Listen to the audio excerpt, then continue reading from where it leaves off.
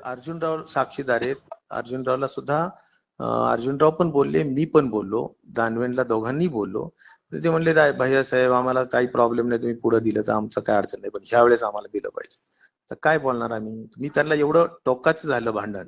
मी काल फोनवर बोललो आणि आज ते आलते आता लग्नाच्या तिथं त्या ह्याच्यात. तर मी त्यांना म्हटलं हे असं असं आहे.